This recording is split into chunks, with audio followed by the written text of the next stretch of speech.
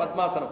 దీనిలో అతడు కూర్చొని ధ్యానముద్రలో ఉండగా చిత్తే సుప్రసన్నే, మనస్సు సంపూర్ణంగా ఏ అలజడి లేని స్థితికి వెళ్ళిందిట. మనస్సు ప్రశాంతంగా ఉన్నటువంటి అంత తేలిక కాదు. ఆడుతుంటాం, నా మనస్సు ప్రశాంతంగా ఉందండి. ప్రశాంతత అంటే అర్థం తెలియక అంటాం. సుప్రసన్నమైపోయింది ఆ మనస్సు. అప్పుడు శివయోగో మహాన్ అభూత్, ఒక గొప్ప శివయోగం ఆయన మనస్సుకు వచ్చింది రండి. దానితో ఆయన మహానందం కలిగింది అతనికి. అతడి ప్రవృత్తి ఎలా మారిపోయిందంటే ప్రవృత్తి పారమేశ్వరి అన్నారు ఇక్కడ. పారమేశ్వరి ప్రవృత్తి అంటే పరమేశ్వర ప్రవృత్తి వచ్చింది అతనికి. మన ప్రవృత్తి ఇంద్రియ ప్రవృత్తి, మనో ప్రవృత్తి, శరీర ప్రవృత్తి. కానీ ఇతనికి ఏర్పడిన ప్రవృత్తి ఏం ప్రవృత్తి? పరమేశ్వర ప్రవృత్తి. అంటే తన అంతఃకరణం మొత్తం పరమేశ్వరుని యందే ప్రవర్తించుట అనే స్థితి అతనికి కలిగింది. దానితో ఆ స్థితిలో అతడు ఉండగా విశ్వాన్ని మైమర్చిపోయాడు. అప్పుడు ఆయనకి ఒక అద్భుత దృశ్యం కనిపించింది ఆ ధ్యానంలో. అదేమిటంటే శంకర శశిభూషణ సంహృత్య మోహం కృపయా. ఒక్కసారిగా కొద్దిసేపు అతడిలో ఉన్న మోహం అనే తెర తీసేటండి. తెర తీసి యోగ నిర్ధూత తమసా, ఇంతవరకు అతడు చేసినటువంటి యోగము వల్ల తమోగుణం పోయిన కారణంగా మునీనాం భావితాత్మనాం దేవదారు వనే దివ్య దర్శయామాస తాండవం. దేవదారు వనంలో ఆయన చేసిన నాట్యాన్ని ఒక్కసారి చూపించట కాసేపు. ఎక్కడ? ధ్యానంలో. దేవదారు వనంలో ఆయన చేసినటువంటి నాట్యాన్ని ఒక్కసారి చూపించాడు. అది చూస్తూ ఉండగా ఒక మహా ఉత్కంఠ కలిగింది.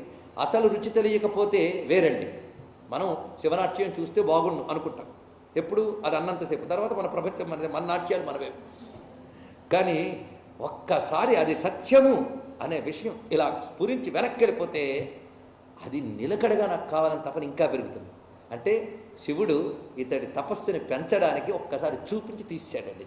ఇదే విషయం మనకు భాగవతంలో నారదుల వారి పిప్పల వృక్షం కింద ఉన్నప్పుడు విష్ణువు అలా కనబడి వెళ్ళిపోతాడు. ఎందుకయ్యా కనబడి వెళ్ళిపోయావు అంటే, నీకు ఇంకా ముక్తి పొందడానికి యోగ్యత రాలేదు, కానీ నా మీద నీకు తపన కలగాలి కనుక ఒకసారి చూపించి వెళ్ళిపోయాను అన్నాడు.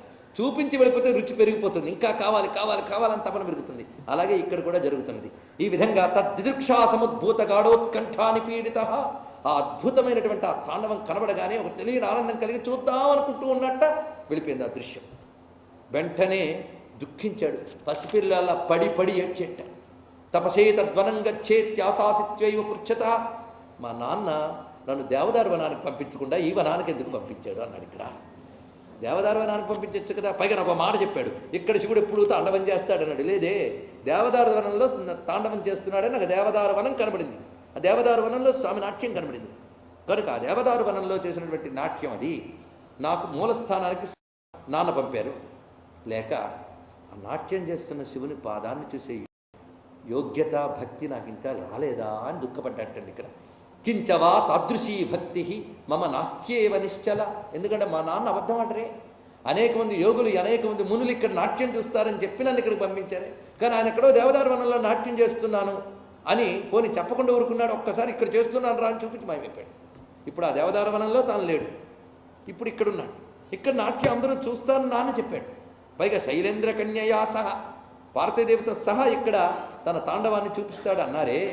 నేను తండ్రి మాట కట్టుబడి ఇక్కడున్నానే, మరి కనబడలేదే అని వేదన పడి నాకు భక్తి లేదు కనుక కనబడలేదు అనుకున్నాడంతే. తండ్రి మాట అబద్ధం అని కాదు, నాకు భక్తి లేదు, నిశ్చల భక్తి లేదు నాకు అని హృదయంలో విచారణ చెంది ఆయన ఇంకప్పటి నుంచి ఎప్పుడు తపస్సు చేసినా తాను చూసిన తాండవాన్ని